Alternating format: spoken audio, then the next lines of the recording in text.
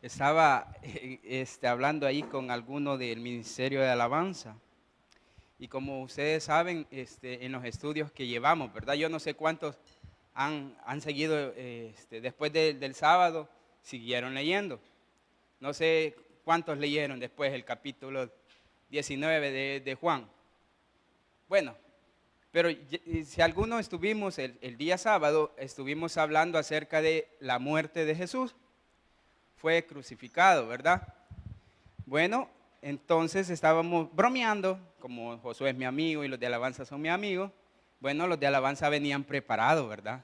Después de la muerte de Jesús hubo duelo, ¿verdad? Entonces los hermanos decidieron ahora venir de duelo, de negrito, para la vela, ¿verdad? Pero hoy vamos a estudiar, ¿verdad? De que no hubo vela, así que eso es para que se alegren, ¿verdad?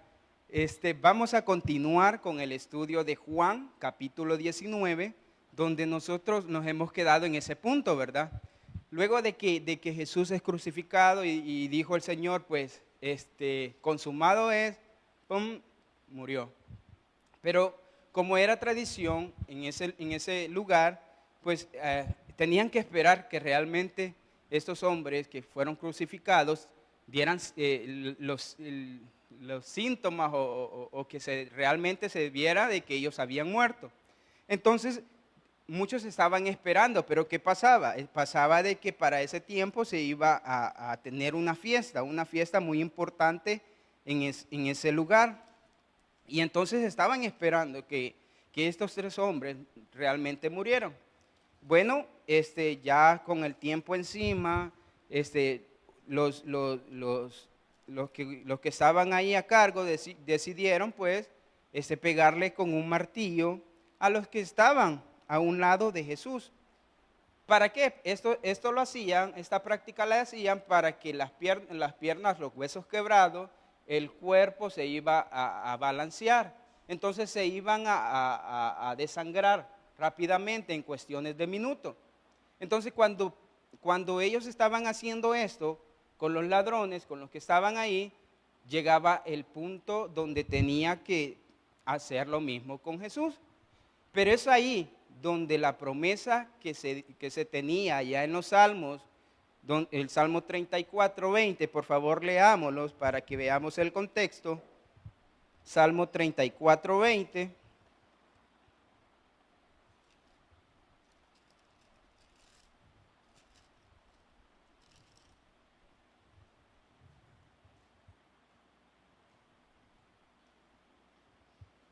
¿Lo tenemos? Amén. Dice, Él guarda todos sus huesos, ni uno de ellos será quebrantado. Bueno, esta era una de las promesas. Y esa promesa se iba a cumplir en el versículo 36, hoy sí, de Juan, donde dice, porque estas cosas sucedieron para que se cumpliese la escritura, no será quebrantado hueso suyo. Entonces las profecías del Señor iban cumpliéndose y se van a cumplir. Y ahí por ese punto vamos. Ahora vamos al 38, lo vamos a leer hasta llegar al 42. Los leemos en el nombre del Padre, del Hijo y del Espíritu Santo. Dice, después de esto, ¿de qué? De que el Señor ya había fallecido, lo habían traspasado con una lanza, sus costillas. Dice, después de esto, José de Arimatea, que era discípulo de Jesús. Pero ¿qué dice ahí? Secretamente, momento hasta ahí, hermano. Ojalá que cuando nosotros vayamos a dar allá cuentas al Señor, ¿verdad? No vayan a decir, Wilber Adonai era discípulo del Señor, pero secretamente, solo en la iglesia y no allá afuera. Solo en la iglesia era discípulo de Dios, pero allá afuera se parecía más al mundo. Hay que tener cuidado. Veamos más adelante.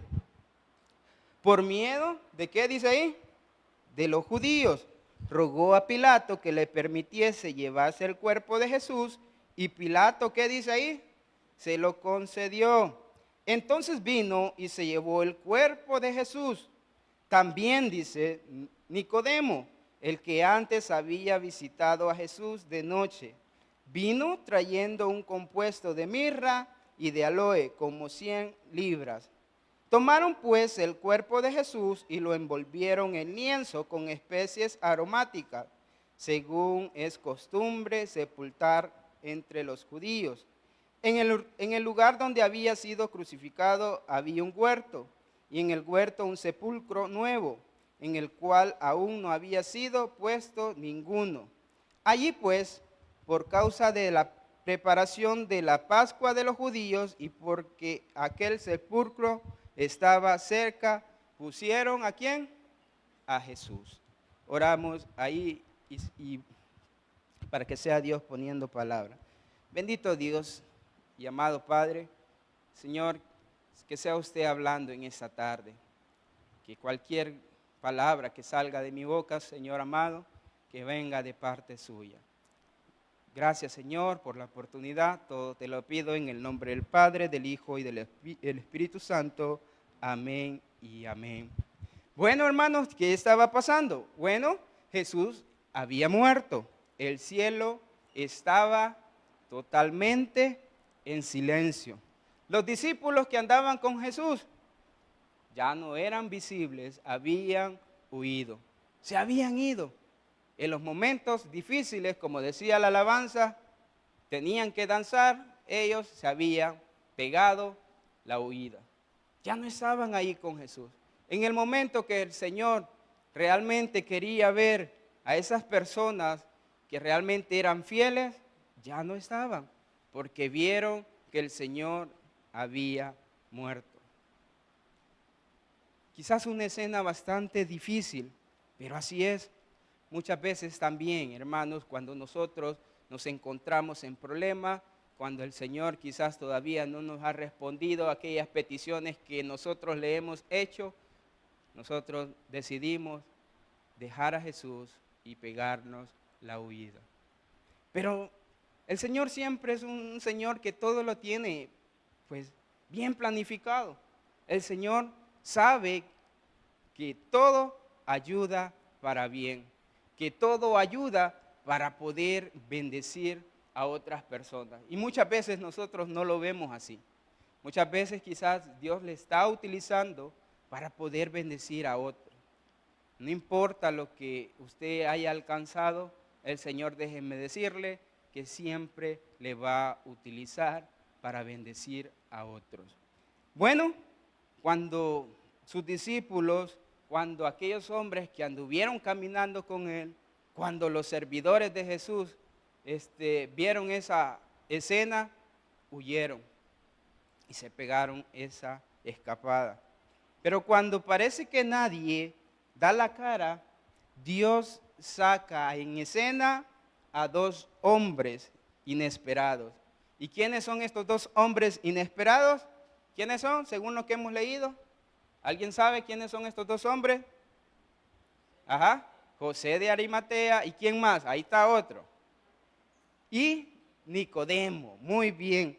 ¿Quiénes eran estos hombres? Ellos no predicaban, ellos no cantaban como cantaron mis hermanos tan bonitos, ellos no tocaban instrumentos. Ellos eran parte del grupo del cual habían andado juzgando a Jesús, el cual habían andado buscando para hacerle daño a Jesús. ¿Eran personas con muchas posibilidades? Sí. ¿Preparadas? Sí. Estas eran esas personas. Bueno, veamos quién era José de Arimatea. Por favor, busquemos Mateo 27. Mateo 27.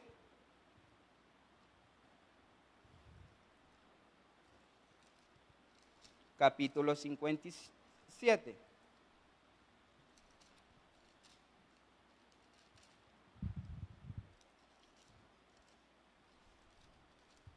Mateo 27, versículo 57.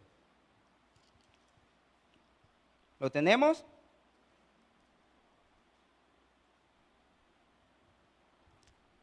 ¿Sí? Amén. Dice, cuando llegó la noche, vino un hombre que era rico, de Arimatea, llamado José, que también había sido discípulo de Jesús. Bueno, era un hombre importante este José de Arimatea, un hombre muy rico, respetado y discípulo del Señor. Probablemente ese hombre, como dice ahí, era de Arimatea. Este hombre era miembro también del Sanedrín. ¿Qué era el Sanedrín? Es el mismo grupo que condenó a Jesús. Imagínense esa escena. Este hombre había juzgado a Jesús. Este hombre había hablado para que el Señor tuviera ese castigo. Y nosotros cuando vemos esto, nosotros decimos, ese hombre no tiene perdón, ¿verdad? ¿Cuántos creen eso? Ese hombre, qué malo es. Ese hombre ha hecho esas cosas. Hermanos, les pregunto, cuando nosotros hablamos en mal de aquellas personas que realmente, les digo realmente, son hijos de Dios, cuando nosotros juzgamos sin saber realmente las causas, también estamos condenando a Jesús. También estamos parando la obra de Jesús. Y este hombre era miembro, dice. Pero ¿saben algo muy importante? Este hombre se arrepintió. Este hombre reconoció de que tenía fallas. Este hombre se dio cuenta de que ni el dinero, ni su puesto, ni cualquier cosa que hubiese alcanzado podía completar el gozo que es tener a Jesús como amigo. Y él sabía. Y él pues tenía todo para poder disfrutar de la vida, pero le hacía falta lo más importante, que era conocer a Jesús. Veamos qué dice la palabra acerca de este hombre. Lucas 23:50. Lucas 23:50.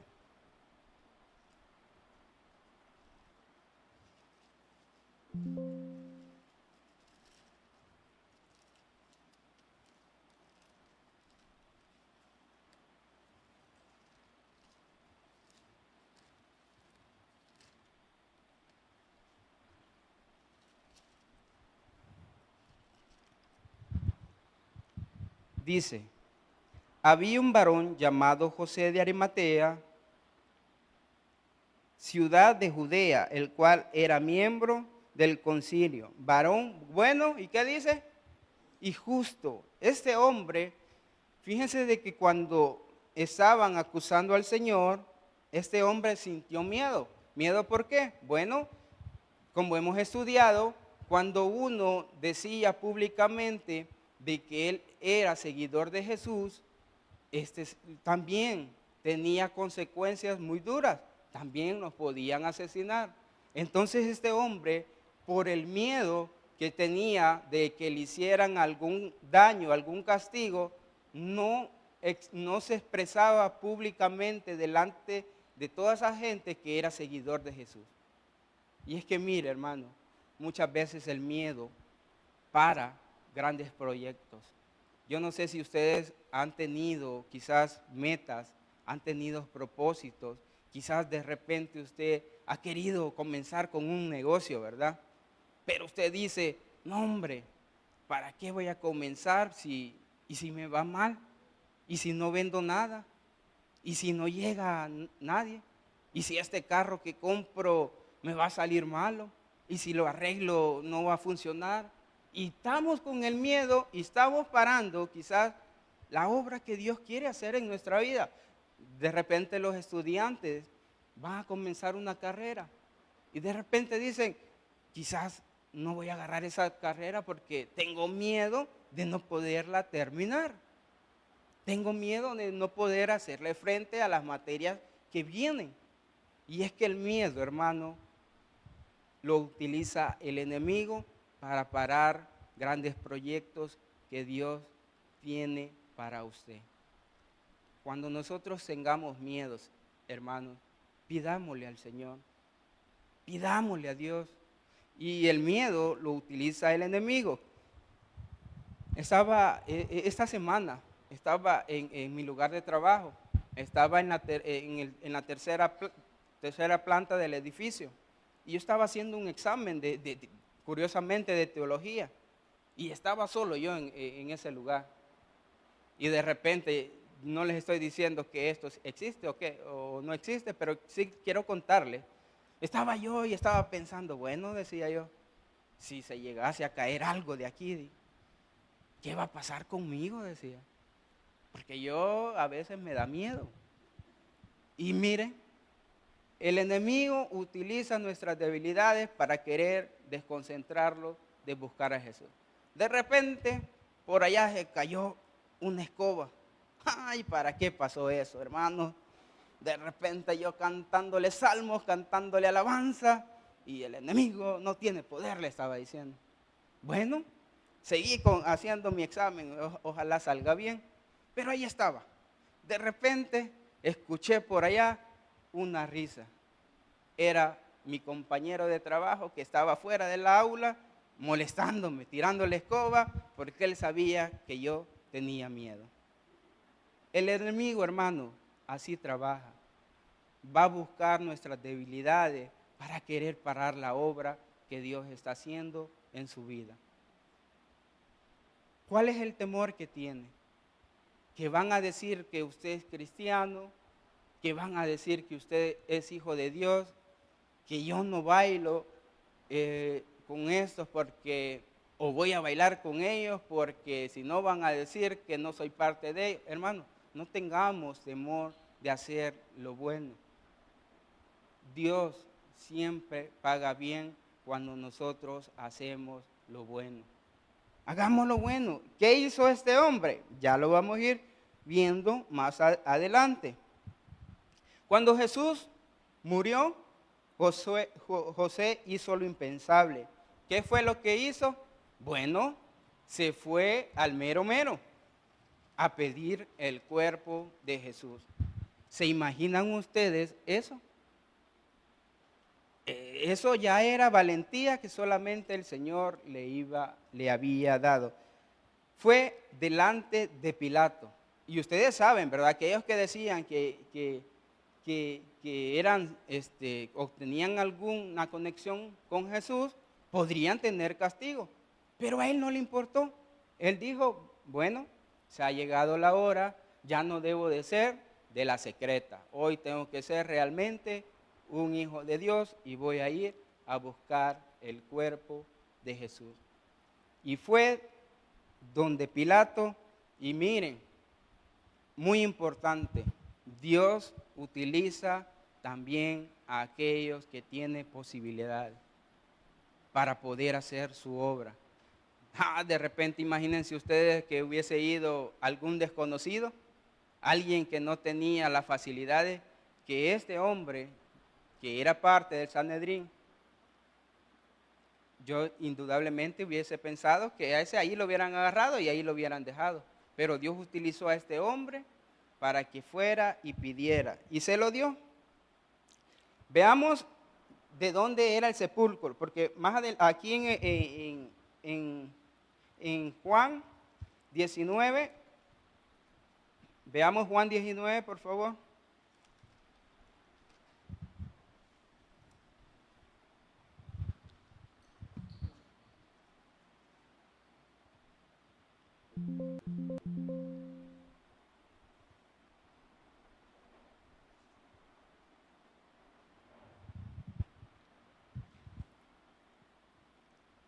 El 42, allí pues, por causa de la preparación de la Pascua de los judíos y porque aquel sepulcro estaba cerca, pusieron a Jesús. ¿Saben de quién era ese sepulcro?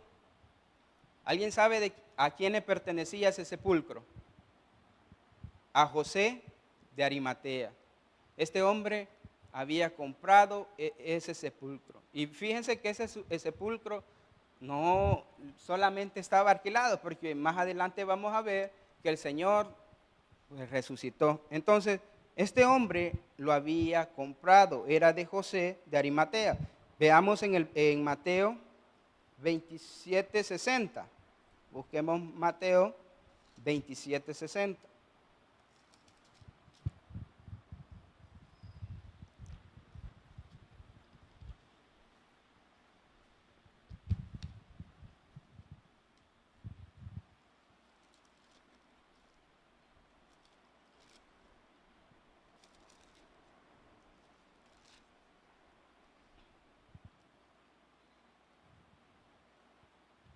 ¿Lo tenemos?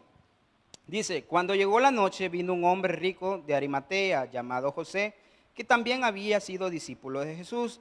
Este fue a Pilato y pidió el cuerpo de Jesús. Entonces Pilato mandó que se le diese el cuerpo. Y tomándole José el cuerpo, lo envolvió en una sábana limpia y lo puso en el sepulcro. ¿Qué dice ahí? Nuevo, que había labrado en peña. Y después de hacer rodar una gran piedra a la entrada del sepulcro, se fue. Ahora, ustedes ven que ese sepulcro era completamente nuevo. O sea que este José tenía la facilidad para comprar. ¿Se dan cuenta cómo Dios va utilizando a aquellas personas que nosotros creemos que no las puede utilizar? Yo me imagino de que cuando murieron, si yo hubiera estado allí, como dice la alabanza, yo hubiera dicho, bueno, ¿y los discípulos dónde están? Para que compren la caja, para que compren el sepulcro. Pero los discípulos indudablemente tuvieron temor y se fueron. Cuando Dios nos necesita, hermano, a nosotros, ¿dónde estamos? ¿Dónde estamos para ser útiles para Él? ¿Estamos dispuestos a pagar el precio? ¿Cuántos estamos dispuestos a apoyar aquellas obras que Dios está levantando en esta iglesia y en otras iglesias? ¿Cuántos estamos dispuestos a ayudar a aquellos que en este momento la están pasando mal? Hace poco algunos de alabanza pues también tuvieron el buen gesto de ir a repartir alimento. Y miren, en estos tiempos, hermanos, que estamos pasando, dar cuesta porque muchas veces no nos alcanza. Pero cuando nosotros hacemos esos pequeños detalles, Dios multiplica y Dios nos da más de lo que nosotros pedimos. Indudablemente este José lo hizo con amor, lo hizo con pasión y dio para el Señor. Él le dio lo mejor de lo mejor. ¿Por qué? Porque este sepulcro era completamente nuevo. ¿Se imaginan él hubiese dicho, le voy a dar este viejito? Como algunos, cuando nosotros vamos a donar algo, yo ya les he contado, ¿verdad? Que una vez yo tenía 2 pares de zapatos y me pidieron uno. Y con pena les digo que yo no les di los nuevos, le di a aquellos que ya estaban usados. Y miren, a pesar de que en ese momento no fui fiel, el Señor me mandó 3 pares. Y es que es así Dios, así es de bueno nuestro Dios. Pero eso es lo que hemos visto. Ahora, ¿quién era Nicodemo? Veamos quién era Nicodemo. Juan, capítulo 3, versículo... Juan 7, mejor, porque el 3 es muy largo. Allá lo leen en su casa y el tiempo ya me está comiendo. Juan 7, 50 al 52.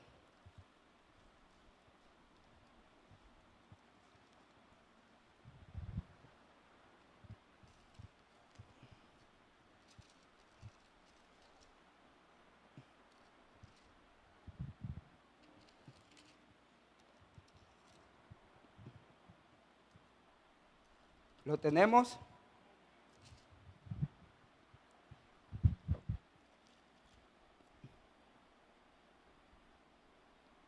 Espere que Lucas estoy yo.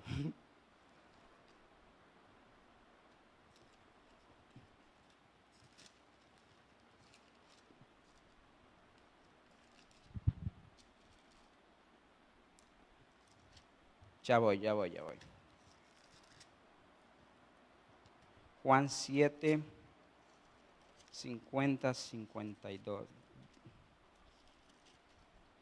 Dice, le dijo Nicodemo, el que vino a él de noche, el cual era uno de ellos, ¿Juzgad acaso nuestra ley a un hombre sin primero no le oye y sabe lo que ha hecho? Respondieron y le dijeron, ¿eres tú también Galileo? Escudriña y ve a Galilea, y nunca se le ha levantado profeta. Ahora leamos el 19:39. 19:39.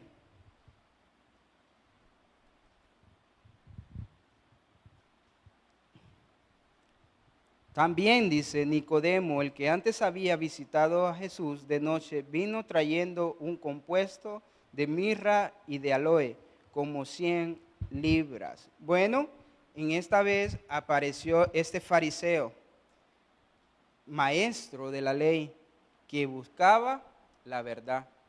Este hombre era un conocedor de la ley, alguien sumamente preparado, alguien con mucho poder, era líder religioso, era un maestro de Israel. Veamos Juan 3:10. Juan 3:10.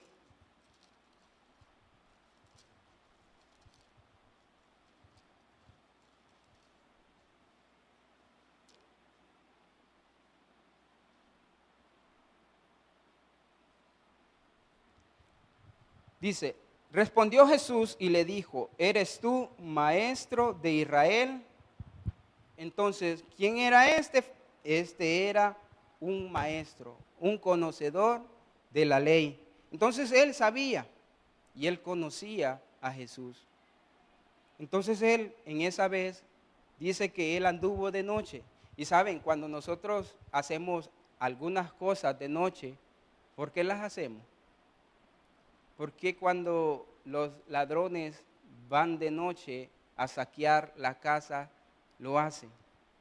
Porque no quieren que nadie los vea. Entonces Nicodemo también, por temor que estas personas lo vieran que él era un seguidor de Jesús, también dice que fue a la tumba de noche. Hermanos, el temor puede parar la obra que Dios quiere hacer en cada uno de los que estamos aquí. No sé si es en Santiago, pero que dice que si nosotros estamos faltos de algo, que le pidamos, que Él es grande en misericordia y nos da abundantemente.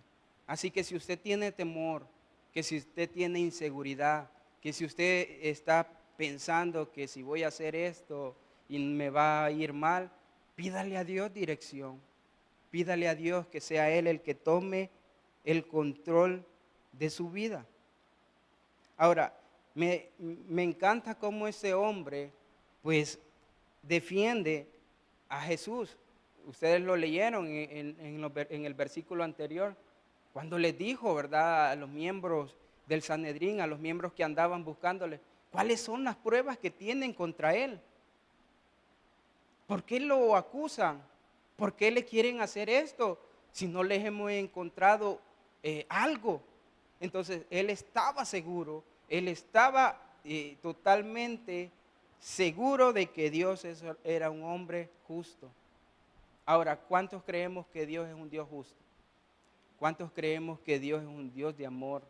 Un Dios lleno de misericordia, un Dios que abre puertas, un Dios que da lo que nosotros le pedimos. ¿Cuántos están seguros de todo eso? ¿Amén o no amén?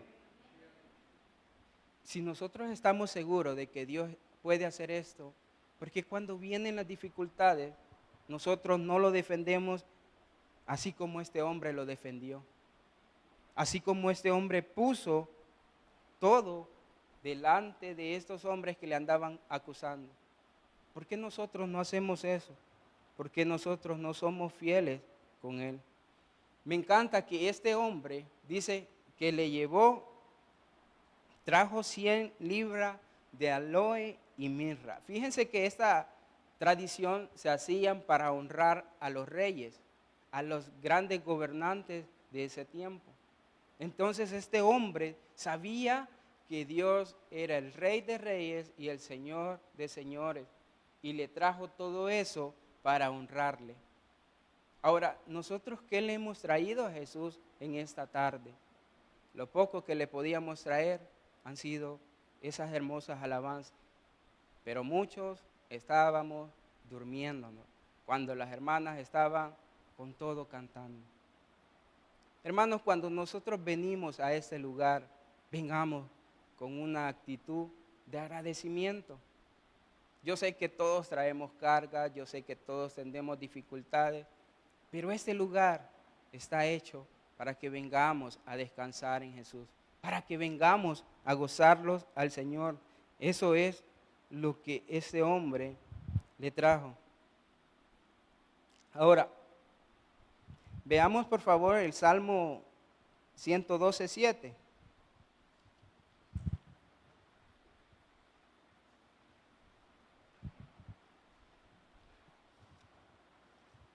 Salmo 112:7.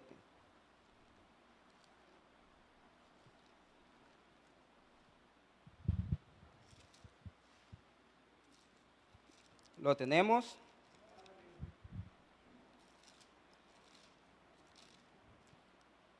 Dice la palabra, no tendrás temor de malas noticias. Su corazón está firme, confiado, ¿en qué? En Jehová. Estos hombres, hermanos, luego de que reconocieron de que habían andado quizás en mal camino, que no habían andado haciendo la voluntad de Dios, dice que ellos vencieron el temor y comenzaron a decir lo que dice en este salmo: no tendrán temor de malas noticias. Ya no le importaba, ¿se acuerdan Pablo lo que decía? Para mí el vivir es Cristo y el morir ganancia. Yo ahora en la mañana estaba, bueno, vino nuestro pastor, estábamos en una reunión y de repente surgió la pregunta, ¿y quiénes se quieren morir aquí? Y ahí todos dijeron, ay no, ahorita tengo miedo, tengo temor a la muerte. Hermanos, si nosotros fuésemos igual que el corazón de Pablo, dijéramos, para mí el vivir es Cristo y el morir es ganancia. Pero muchas veces no estamos seguros. Estos hombres eran sin dudamente dos hombres con mucho poder, dos hombres importantes. Lo que me encanta del Señor, hermanos, es que Dios utiliza lo más vil, lo menospreciado, pero también utiliza a aquellos que se preparan. Si usted es parte de alguno de estos dos bandos, quiero decirle que el Señor le va a utilizar. Si usted todavía no se ha preparado en algo, no se preocupe, Dios le va a usar. Pero el Señor nos manda a que nos preparemos día con día. Si hoy las cosas no las estamos haciendo bien, el Señor nos manda a que nos preparemos cada día en Él. Dios le va a utilizar. Dios utiliza a cada uno de los que están aquí. Pero la pregunta es, ¿usted quiere ser utilizado por Dios? No me la responda. Cada uno de nosotros sabrá el compromiso que tiene con nuestro Señor. Así que ahí donde están, vamos a orar, vamos a decirle al Señor, heme aquí, aquí estoy, Señor. Con mis dones, con mis debilidades, quiero ser utilizado por ti. Bendito Dios y amado Padre, Señor, gracias. Gracias por estos dos perfiles de estos hombres, Señor, que nos has dejado como ejemplo, Señor, que usted utiliza, Señor, aquello menospreciado, aquello, Señor, que nosotros cuando lo vemos de una perspectiva, quizás decimos, no, hombre, este no va a ser utilizado. Me imagino a los discípulos, Señor, cuando se dieron cuenta que José de Arimatea fue el que compró, Señor, ese sepulcro. Quizás antes anduvieron diciendo, y este es el que le acusaba a Jesús, y ese es el que se burlaba de Jesús. Pero ese que se burlaba, ese que hacía cosas malas, lo utilizaste, Señor. Y así también a Nicodemo, Señor. No dudo que alguno de los discípulos también dijo, a este va a utilizar, este le trae esa ofrenda, a ese, Señor, utilizaste. Y así es, Señor, en tu ministerio. Tú utilizas a aquellos que quieren ser utilizados. Gracias, Señor, por la vida de ellos. Si en esta tarde hay alguien que aún no le ha recibido al Señor como único y suficiente Salvador personal, este es un buen tiempo, esta es una buena hora. ¿Habrá alguien que quiera tener esa relación con Jesús? Si todos, Señor, los que aquí estamos, somos tus hijos, gracias, papito. Pero si hay alguien que aún no te ha recibido como único y suficiente Salvador, dale una nueva oportunidad. Gracias te damos en el nombre del Padre, del Hijo y del Espíritu Santo. Amén y amén.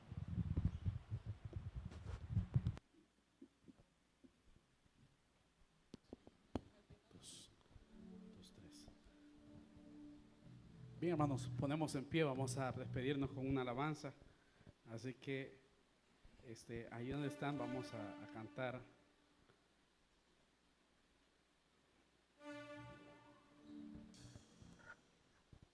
Vamos con sus palmas, es tiempo de Navidad, es bueno compartir, es bueno pasarla bien y ayudar a aquellos que necesitan también. Notamos.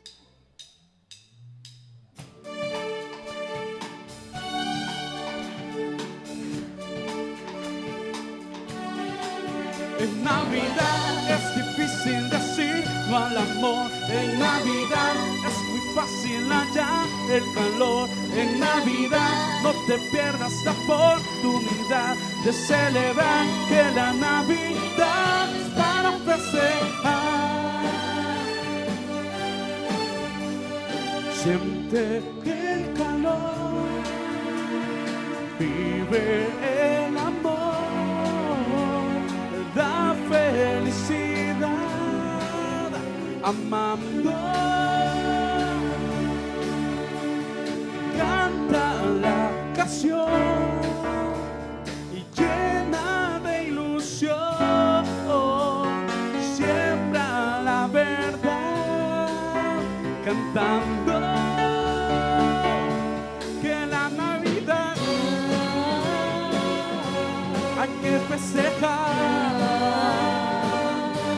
La felicidad de celebrar.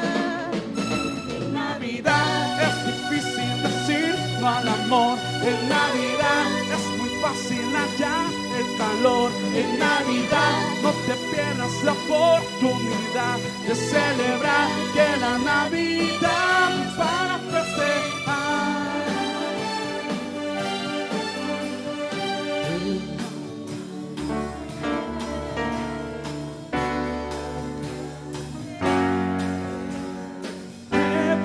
A soñar, amando, sí,